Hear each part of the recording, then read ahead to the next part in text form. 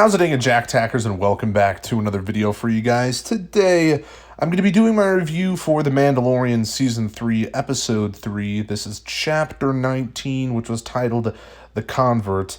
And I gotta be honest, overall, well, first of all, before I do give my general thoughts on the episode, I do feel like this is a pretty controversial one.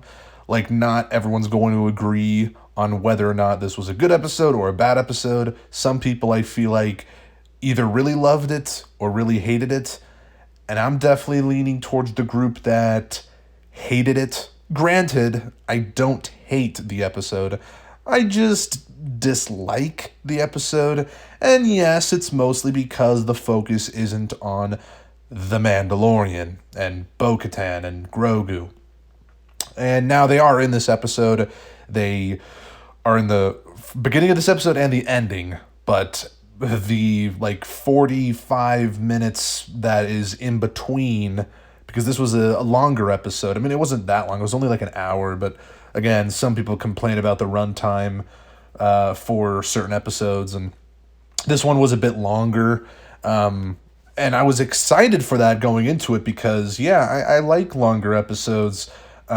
Even then, this wasn't, again, I want to stress this, it wasn't that long of an episode. It was only an hour. Some shows go even longer than this.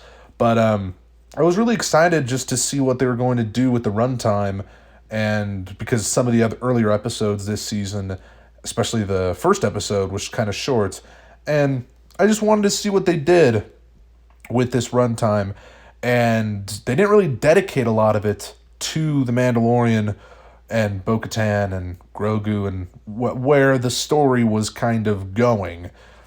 Again, we do see them in the beginning and the ending of this episode, but that 45 minutes or so in between just wasn't good. And that's basically my main negative with the episode, because I think all the stuff with Mando is great.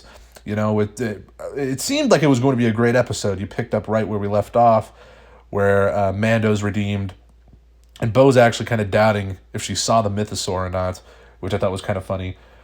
But at the end, we go back to the place in the first episode with where the armorer was and all the other Mandalorians, and they reveal that Bo-Katan's basically redeemed as well and ends up joining the Creed with Mando and being a true Mandalorian again, because they say in this episode, the armorer is like, "Did you take your helmet off after bathing in the water?" And she's like, "No."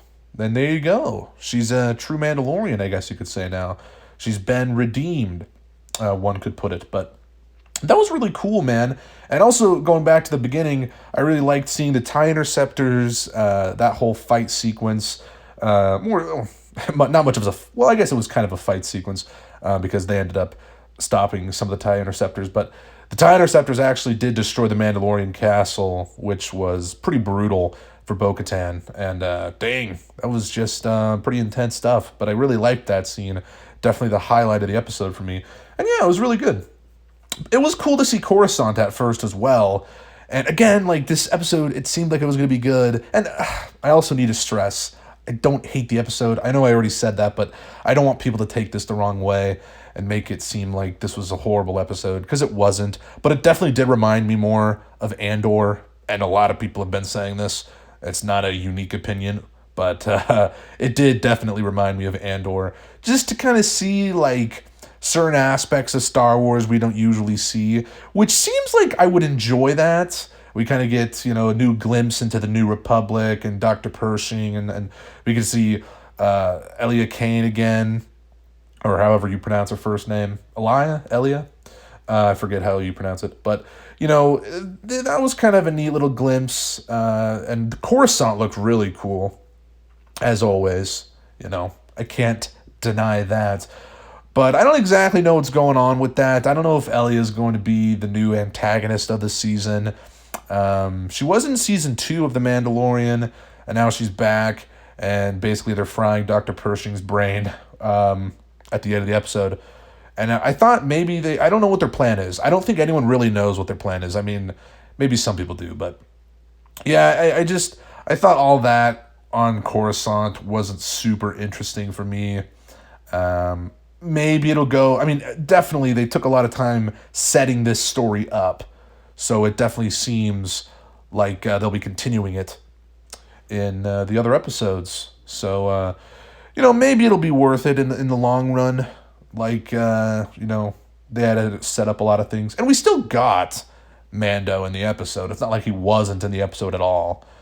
But, I don't know. It just felt like it could have been reshuffled a little bit, Did we have to spend... Like, could they have not gone back and forth? I don't know. But, I guess that's really all my thoughts on the episode. I don't have much to say other than that. It was okay, but definitely my least favorite of the season so far. But I'm definitely curious to see what you guys have to say about it, because, again, as I mentioned at the beginning of this video, I do think people are going to be... it's going to be controversial either way, and some people are going to say it was a good episode, some people are going to say it was a bad episode. I don't think it was bad necessarily, but I don't think it was great.